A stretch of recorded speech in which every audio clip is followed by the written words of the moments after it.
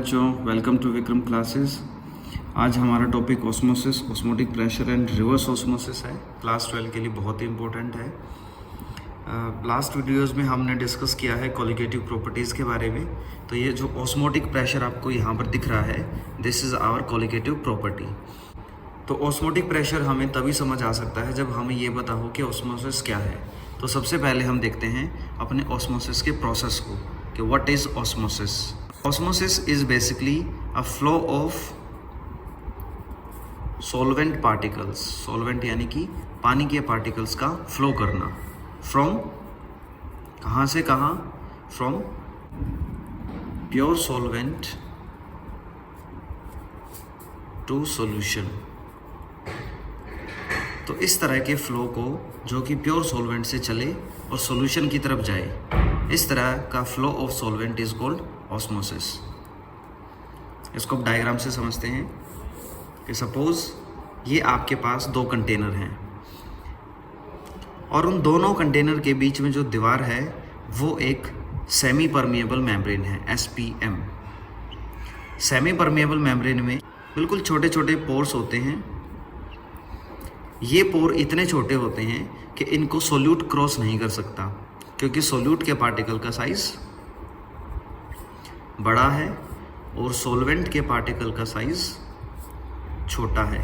तो सॉल्वेंट के पार्टिकल्स तो इन पोर्स को क्रॉस कर जाते हैं, जबकि सोल्यूट के पार्टिकल्स साइज बड़ा होने के कारण इन पोर्स को क्रॉस नहीं कर पाते। तो एक तरफ तो हम रखते हैं सॉल्यूशन और एक तरफ रखते हैं हम प्योर सॉल्वेंट। प्योर सॉल्वेंट मतलब प्योर वाटर, और इस तरफ पानी और नमक का कोई मिक्सचर है, दैट इज सॉल्यूशन। सॉल्यूशन वाले केस में पानी की कंसंट्रेशन जनरली कम होती है, जबकि प्योर सॉल्वेंट के केस में पानी की कंसंट्रेशन ज़्यादा होती है, क्योंकि ये 100% प्योर वाटर है।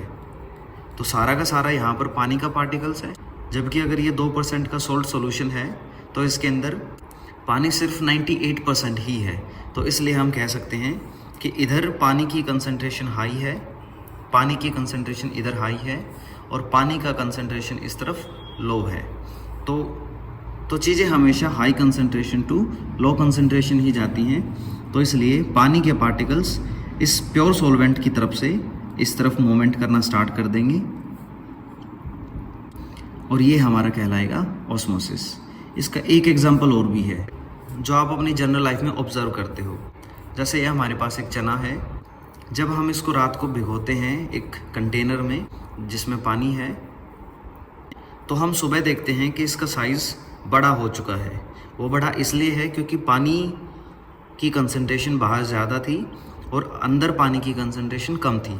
तो पानी ने बाहर से अंदर की तरफ मोशन किया और जिसके रिज़ल्ट से ये जो आपके पास जो चना था उसका साइज़ अब थोड़ा सा बड़ा हो गया। So this process is also called osmosis. और अब हम देखते हैं ऑस्मोटिक प्रेशर को। जब ये सॉल्वेंट के पार्टिकल्स नेचुरली इस साइड से सॉल्यूशन की साइड फ्लो कर रहे थे, तो अगर हम यहाँ पर एक प्रेशर अप्लाई कर दें सॉल्यूशन के ऊपर, अगर हम एक प्रेशर अप्लाई कर दें जो इस सॉल्वेंट के फ्लो को रोक दे, उस प्रेशर को कहा जाता है ऑस्मोटिक प्रेशर। दोबारा सुनिए, ऐसा प्रेशर जो हम सॉल्यूशन पे लगाएं जो इस प्योर वाटर के या प्योर सॉल्वेंट के फ्लो को सॉल्यूशन की तरफ जाने से रोक दे, ऐसे प्रेशर को कहा जाता है ऑस्मोटिक प्रेशर। ये प्रेशर उतना ही ज़्यादा लगाना पड़ेगा जितना ज़्यादा हमारी यहाँ पर सोल्ट की कंसंट्रेशन होगी। So we can say that osmotic pressure is a colligative property. तो अगर इसकी डेफिनेशन की बात करें, osmotic pressure is a pressure which is applied on solution which resist the flow of solvent particles to the solution. Next topic is reverse osmosis. नाम से ही दिख रहा है कि ये रिवर्स प्रोसेस है ऑस्मोसिस का, यानी कि ऑस्मोसिस में पानी इधर फ्लो करता है, तो रिवर्स ऑस्मोसिस में पानी इस डायरेक्शन में आपका फ्लो करने लग जाएगा। वैसा कब होगा उसकी भी एक कंडीशन है। अगर हम ऑस्मोटिक प्रेशर से ज़्यादा सम एक्स्ट्रा प्रेशर इस तरफ हम अप्लाई कर दें इस सॉल्यूशन के ऊपर, तो सॉल्यूशन से जो सॉल्वेंट के पार्टिकल्स हैं वो निकल के प्योर सॉल्वेंट की तरफ जाने लग जाएंगे। तो इस तरह ऑस्मोसिस का रिवर्स हो जाता है and this process is called reverse osmosis. Reverse osmosis का एक एप्लीकेशन है जो कि हम सी वाटर पर अप्लाई करते हैं। सी वाटर में सोल्ट का कंसंट्रेशन बहुत ज़्यादा हाई है। अगर हम एग्जांपल लें कि यहाँ 30% का सॉल्यूशन है और इसके इस तरफ हमारा यहाँ पर प्योर वाटर है। प्योर वाटर में देखें तो इट इज़ 100% वाटर, जबकि इधर देखें तो it is just 70% water because 30% is salt. तो हमें सी वाटर के ऊपर यहाँ एक्स्ट्रा प्रेशर अप्लाई करना पड़ेगा। उस एक्स्ट्रा प्रेशर के कारण यहाँ से सॉल्वेंट के पार्टिकल्स निकल के प्योर वाटर की तरफ जाने लग जाएंगे।